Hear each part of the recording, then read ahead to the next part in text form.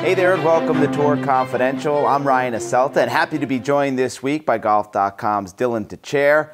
And joining us via Skype, Sports Illustrated senior writer Alan Shipnuck. And guys, Tiger Woods made his return to the PGA Tour, his first full field event in over a year at the Farmers Insurance Open. And Tiger finishes tied for 23rd, gives us a little bit of everything throughout the week. Let's get your take here on what we saw.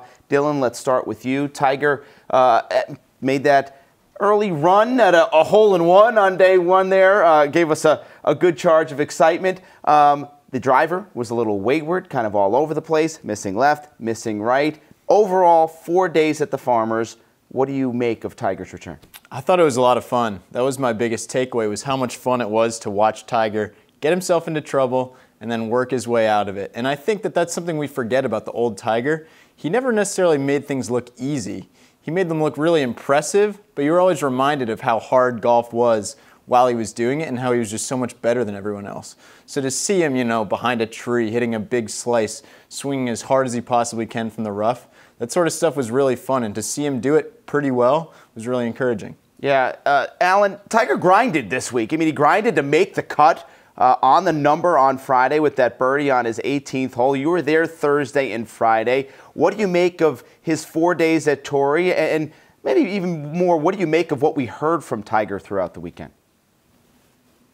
Well, it was definitely a reminder that maybe no one in the history of golf has fought so hard to save every single stroke. I mean, the guy just refuses to make a bogey, even though he does make a few. But it was, if you take any other player in the world and make them play Tiger's tee shots, first of all, they missed the cut. And if they had to play 4 rounds, they would have been about, plus 80. It was just incredible. Not only the imagination and the escapability, but just he never let up across 4 rounds. He wanted so badly to save every stroke, and that was impressive. Watching him swing the club up close, it's pretty clear that he's figuring out what his golf swing needs to be with his reconstituted spinal cord. I mean, there was a lot of times he just looked awkward. I think that the new Tiger is going to be, as Dylan said, highly entertaining because he's not going to be that consistent in his long game. He's going to have to fight so hard for every single stroke.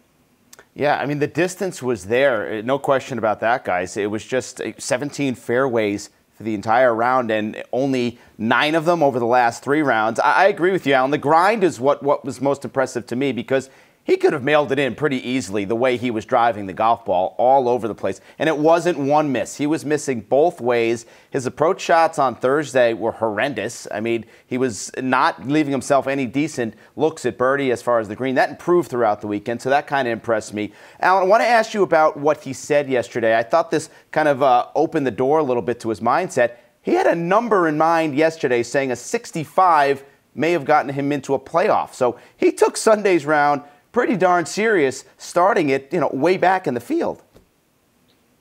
Well, yeah, that's the Tiger brand. I mean, he's never going to quit, and I think that most of the week it was impressive because he seemed to have a kind of broad perspective. Like, I just haven't played much. I'm just trying to get ease back into it, and I think that's healthy. The old Tiger in.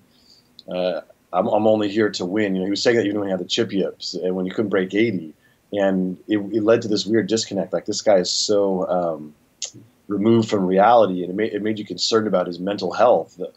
I think that lowering expectations is helpful. This is going to be a long process of Tiger figuring out how to swing the club and how to play. And let's face it, the real issue is, can he hold up to weeks and months of the pounding it takes to get tournament sharp and then to grind through every event? I mean, this is still a question mark. I know Tiger feels good now, but how is he going to feel 100,000 golf balls from now? So I think that his inconsistent play was helpful in lowering expectations for everybody and maybe himself. Although the fact that he finished top 25 is still pretty incredible. And the fact that he was thinking about getting into a playoff on Sunday, I salute that old part of Tiger who never quits, but it's also, I mean, that's pretty unrealistic. So I think it'd be helpful if we can all just take it slow. I think Tiger was trying to, when he woke up Sunday, he said, "Hey, I'm still Tiger Woods. I want to win this golf tournament." But I don't think that was ever really a strong possibility. Dylan, what do you think? Can Tiger continue that balance of playing the card of I'm just happy to be here after what I've been through, with tempering the expectations, tempering that full-blown desire, expectation that he has for himself to win golf tournaments? Can he keep that balance up? I don't think that's what makes him Tiger Woods. I think that the balance is all screwed up, and that's why he's been so good, because he doesn't want to win or happy to win. He needs to win. He needs to be in contention, and that's what separates him. And to be fair, 65 would have done it. That would have put him in the playoff.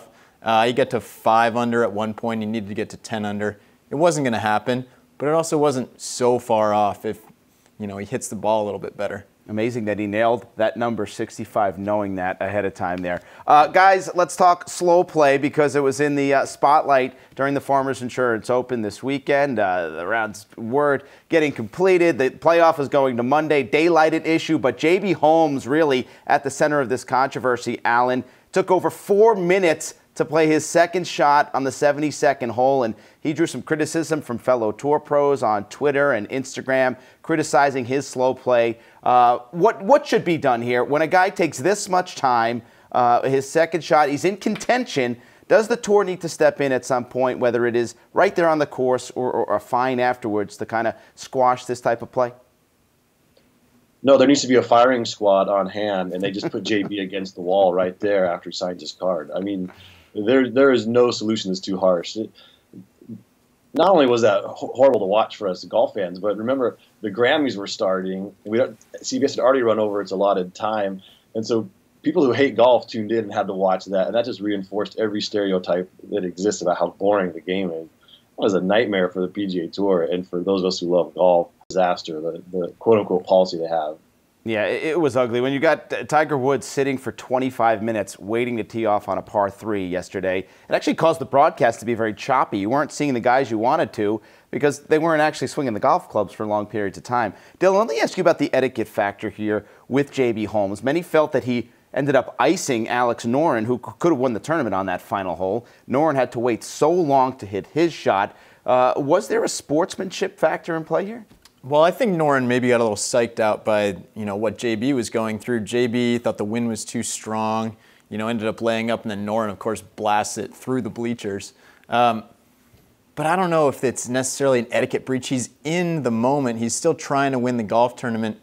I was just most offended by the fact that he lays up after all that time. If you take 4 minutes and 10 seconds, you better be going for it, and you better pull the shot off too, or else, like Alan said, it's just a disaster for the PGA Tour. It's like with the Grammys coming on, it's like making a first impression with someone that you really want to impress. It's like having your girlfriend's parents coming over for dinner or something, and all these new potential fans tuning in, and then you got this guy laying up with a mid-iron into the rough on the last hole.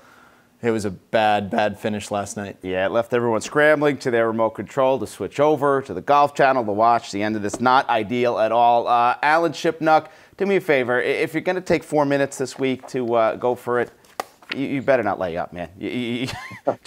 Just do me that favor. Guarantee that for us, Alan, okay? No, I'll hit my ground ball into the hazard, but I'll do it quickly. Thank you, Alan Shipnuck. Dylan, thanks as always for being here in studio, and thanks to you guys for watching this edition of Tour Confidential. We'll see you next week right here on Golf.com.